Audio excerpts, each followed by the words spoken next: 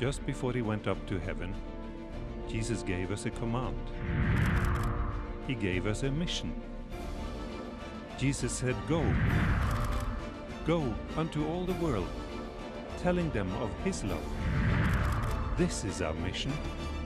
This is our global mission.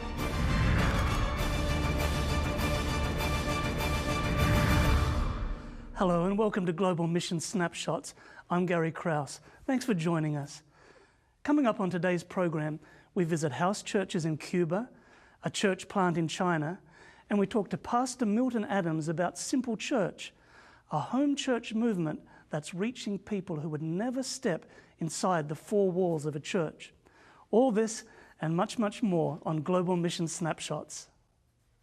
With each day that passes, the need for adequate church and school structures increases. Thousands of congregations are worshiping under little more than the shade of a tree. Children are trying to learn in less than ideal situations. The need is immense.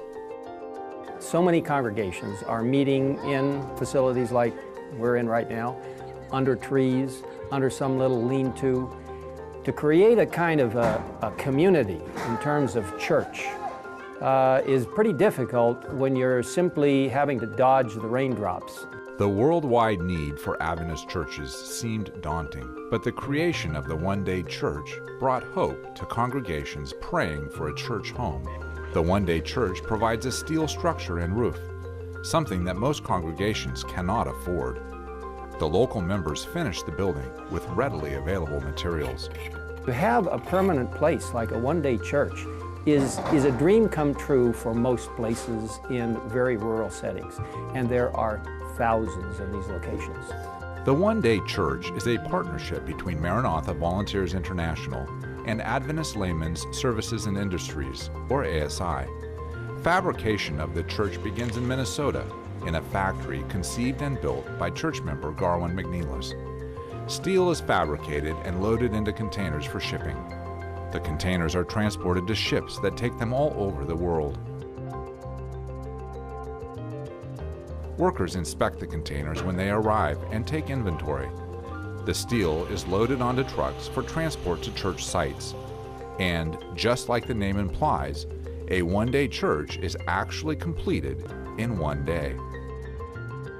After seeing the success of the one-day church concept, ASI and Maranatha created the one-day school, a classroom that includes walls, doors, windows, floor, and even desks, everything you need to hold classes. The one-day school can be used in different configurations to provide an effective elementary or secondary school campus. Since the program began, the One-Day Church and School project has stretched across the globe from Latin America to Africa to India and the South Pacific.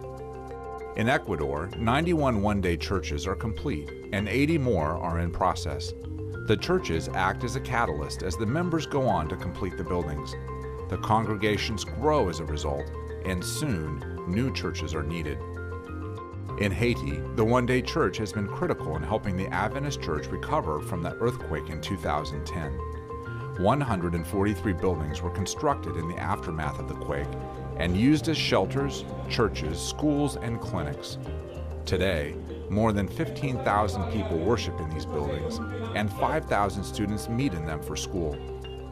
Maranatha has partnered with ADRA to build 100 one-day schools in Haiti. Maranatha has completed 115 one-day churches in India. Another 125 will be built this year. Several one-day school campuses have been constructed.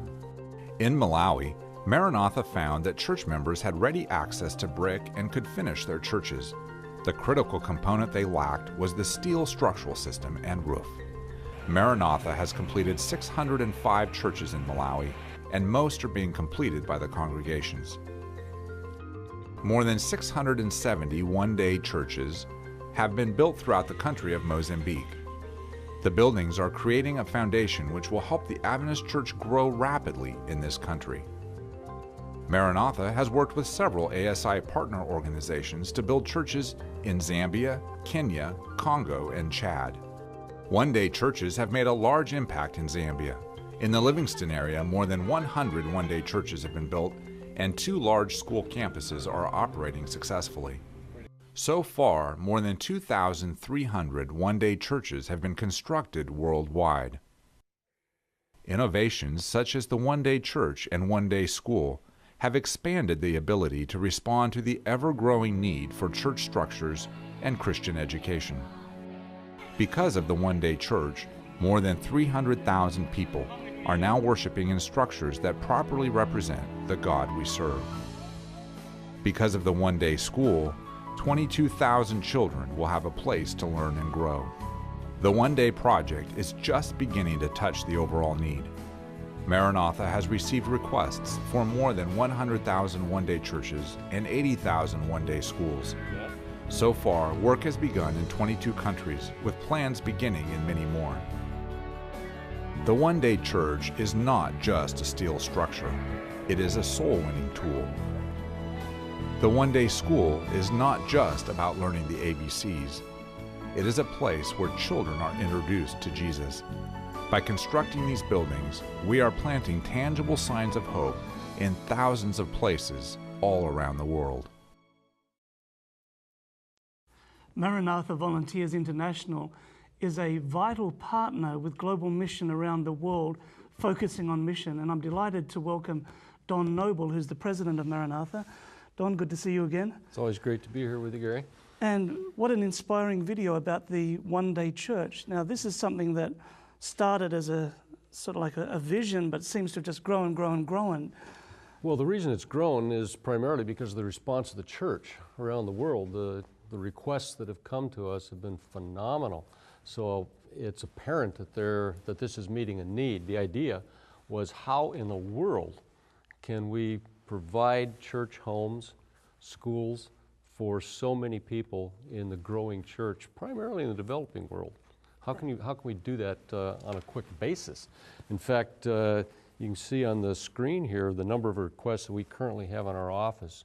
There's over 100,000 churches and over 80,000 school classrooms. That should take a few weeks to do. Well, you know, to be completely honest, these numbers haven't in all places been vetted specifically to see whether those numbers will come out. But I can tell you that in a lot of places, those numbers are accurate. Yeah. And so you sit here and say, okay, you have 180,000 requests. Sometimes people will laugh about that. But frankly, it's exciting. Sure. Because it says the church leaders around the world can see the need and the value of having a church home. And what it does is causes the church in those areas to grow, become a solid witness, inspires the people, and more growth. And it's pretty neat. In fact, we've already seen a couple generations, so to speak, of this in just 2.5 years. Ecuador. We built the first one-day church in Ecuador. And I was just with the President Lozano down there, and he said, it's been a revolution for us.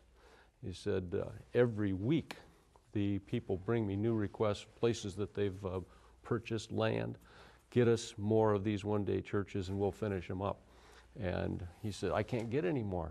They said, you're a heretic. Where's your faith? They said, yeah, they said, where's your faith? They said, we have to have these churches. So, and then those create more requests for churches. That's kind of what's happening around the world. And it's exciting to see. I didn't realize what the impact would be, but it's neat. Now, what difference are these churches making in their communities? Well, I'll give you an example. Brazil. One place in Brazil, we're up in the north, where we built a one-day church. The folks had been walking 10 kilometers every week to go to church. And there was 8 or 10 of them that were walking every week. And they said, please, can't we have one of these in our town? So we put a one-day church in their town. They finished it up nicely. And now, just a matter of weeks later, they have 60 people meeting. And they expect it to continue to grow. So, you know, it's a witness in the community on a regular basis, 24 hours a day. It says God is here to come and worship Him. And it gets the people excited too, because they reach out to their neighbors more than they probably would have if they hadn't had a physical place, a place to meet. So. Now, Don, how does it work from request to actually having it built? What's the process? Well, I'll tell you, it takes more than one day. This, you know, the one-day program started as kind of a brainchild working together of the church and ASI and Maranatha.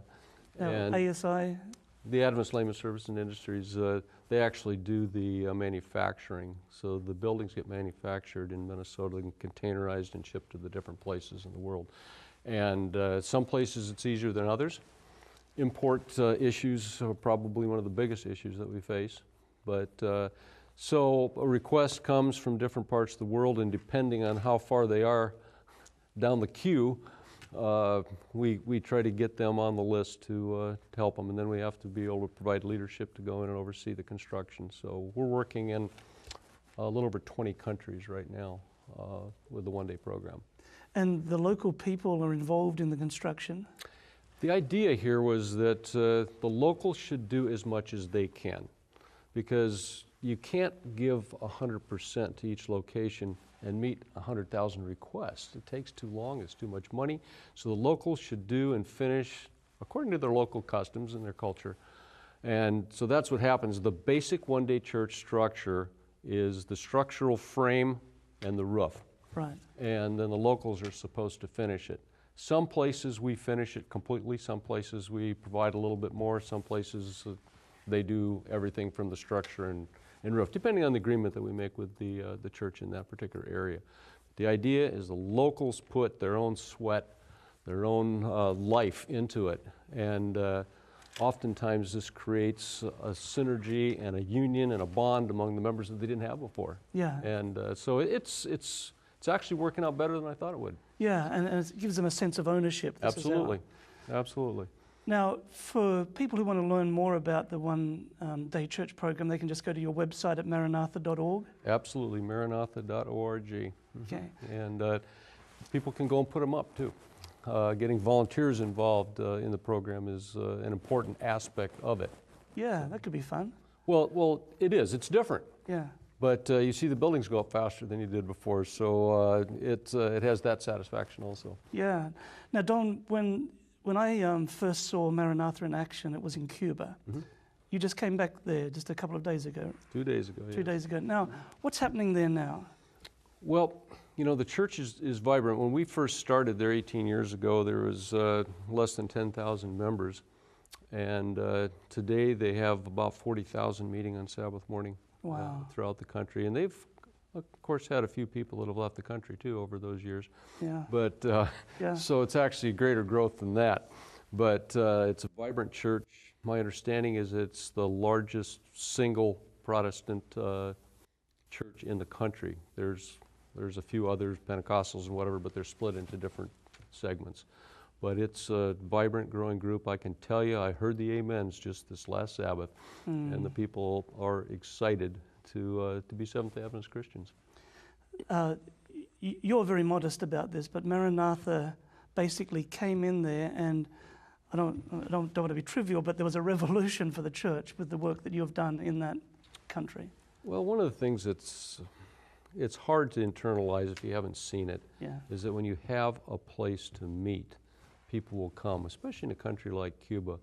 They want to know that they can publicly get together and worship their God, and there's synergy that happens among the members. And it's if you haven't been to one of those dedications of a church, you got a great treat ahead of you. Yeah, exactly. But God is definitely alive and well in a country that at times has said that there is no God. Exactly. So. Don, thanks for joining us today and sharing the excitement and mission. Absolutely, it's just a privilege. Great. And viewers at home, if you want to learn more about the work of Maranatha volunteers around the world, or to see how you may be involved in their program, just go to maranatha.org. Next up, let's go to Cuba and let's visit some of these houses of lights that are beacons throughout their communities.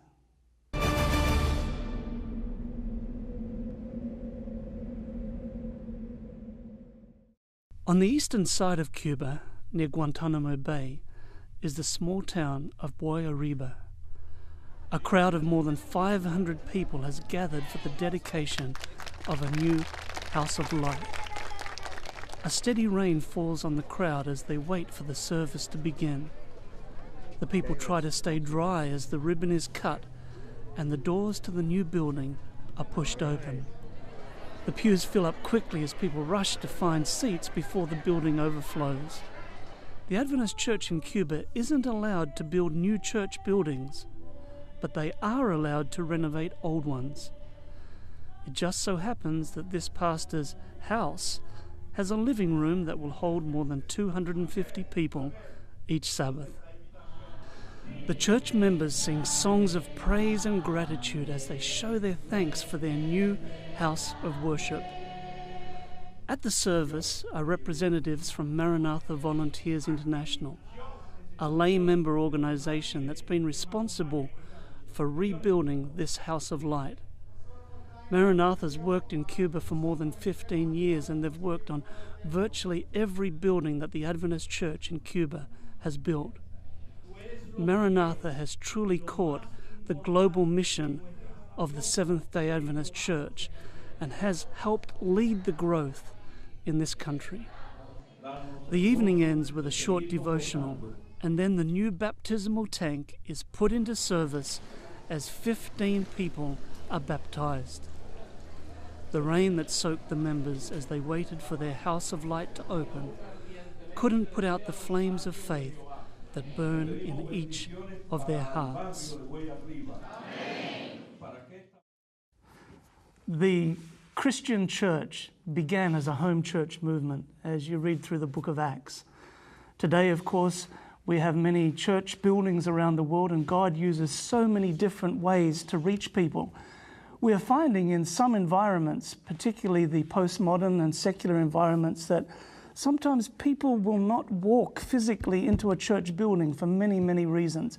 My guest today is Pastor Milton Adams, who is a Seventh-day Adventist pastor with a passion for home churches.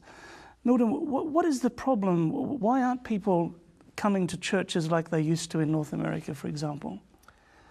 I would hate to oversimplify it, but in essence, I would suggest that people are now at the place where they're saying, I'm interested in God, I'm interested in spiritual growth, but if it requires the religious trappings that the last 50 to 100 years have said this is the way Christianity works, they're saying just politely, no thank you, and they're voting with their feet, which means in North America, about 87% of the population does not go to church on a given weekend. You get into Western Europe, we're pushing 95 to 98%. You get into Australia, you get into New Zealand. There is a shift away in countries that used to be Christian. They're saying, no thank you, I'm going to find God in a different way. And so what you're saying is that we need to open up other avenues for people to come to learn about God.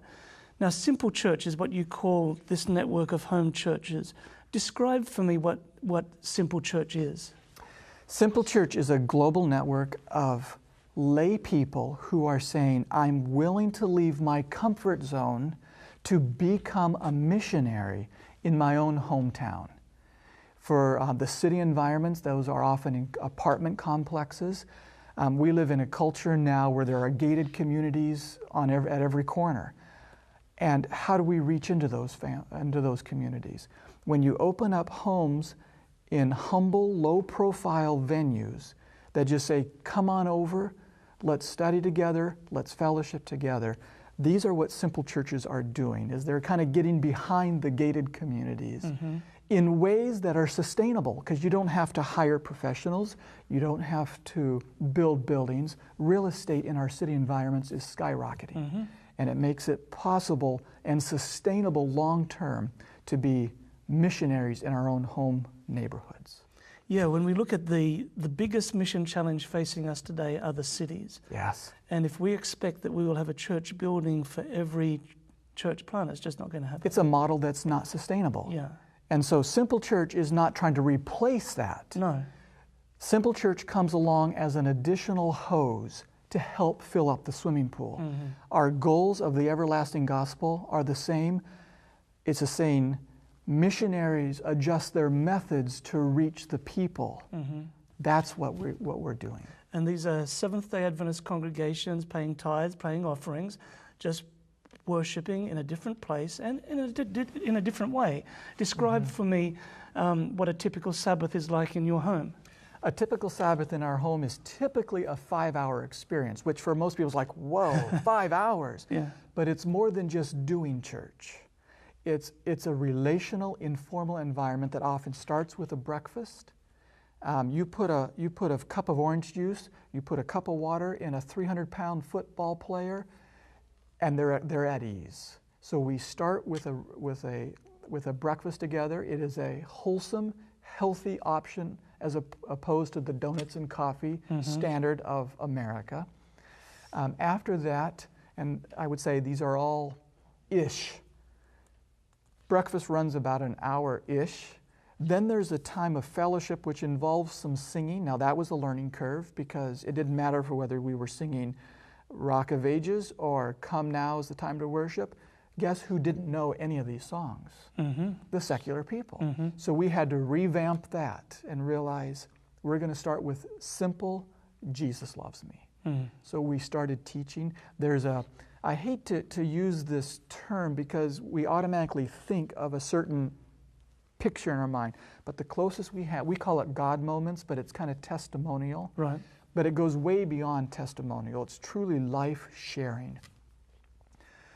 There's also what is called a check-in, where in our home, like this last Sabbath, there were I think about 26 people in our home. Our home's not a big home, but everyone gets to check in how their week went. Then it shifts into a relational Bible study. Now, I don't have the time, we don't have the time to expand, but when people go to the training webpage, there's a whole module in Phase 1 training that explains what relational Bible study is and how it works, and how from that venue we lead people to Bible studies that explain and articulate the uniquenesses of the everlasting gospel. Great. Fantastic. We end with lunch. The rest of the afternoon is fellowship. So typically 10 o'clock to 3 o'clock is the normal house church, simple church experience. Great. That's a nutshell. Yeah. Now, just briefly, an experience of someone whose life has been changed through simple church. There is a family who has given much of their life here recently to being foster parents. This particular husband and wife adopted a biological set of kids, 4 of them. Had come from a very, very difficult background. And that over the course of about a year, that family has been part of our Simple Church. Those kids have started to grow up in Simple Church. And I just got an email just a couple days from the father who said, my son, who I've been studying the Bible with, they use a Bible study series called Kid Zone, that their oldest son said, Daddy, I would like to be baptized. And so we are just now making arrangements with our neighbors who have a pool to use their pool, which they have graciously allowed us to use in the past, to baptize this oldest son this month. Wow. That's the kind of shift. It's missionary focused.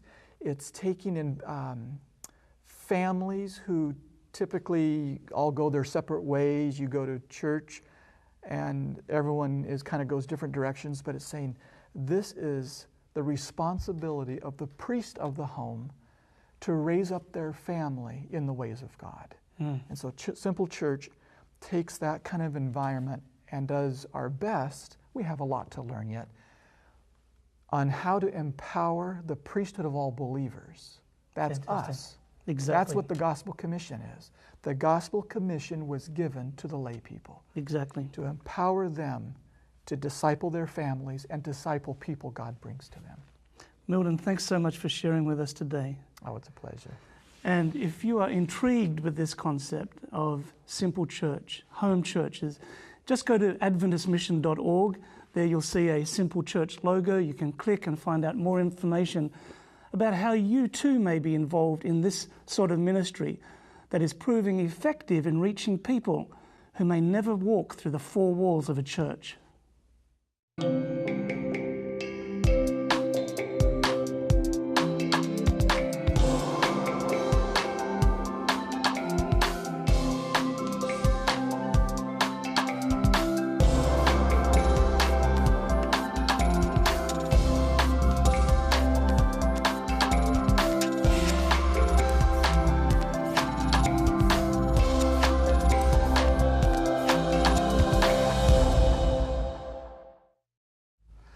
often take out and refer to what I call the Global Mission Blueprint. It's a document put together in the late 1980s that was the foundation for global mission. That document lists as one of our highest mission priorities the country of China. Today, China remains a huge challenge, but the church has grown rapidly. Thanks to global mission pioneers and other church planters, hundreds of new groups of believers have been started. And that's what global mission is all about, starting new congregations in new areas and among new people groups. Not being content to sit back within the four walls of a church, but to constantly keep our focus on building God's kingdom. If you would like to learn more about global mission pioneers or what you can do to be involved in church planting, make sure you receive our quarterly magazine, Frontline Edition. Just visit our website and ask for Frontline Edition or offer number 301. Don't forget to clearly state your name, full address, and be sure to mention Frontline Edition or offer 301. Again, to receive your free Global Mission Frontline Edition each quarter, simply call the toll-free number on your screen, 1-800-648-5824, and ask for Frontline Edition or mention offer 301. Or, of course, you can just visit our website at adventistmission.org/offer 301. Well, that's it for today's program, and I hope that you've been inspired by what you've seen and by what you've heard. Thank you for continuing to help the church's mission with your tithes and your mission offerings, and for your continuing prayers for global mission. For Adventist Mission, I'm Gary Krause, and I hope you can join us next time for Global Mission Snapshots.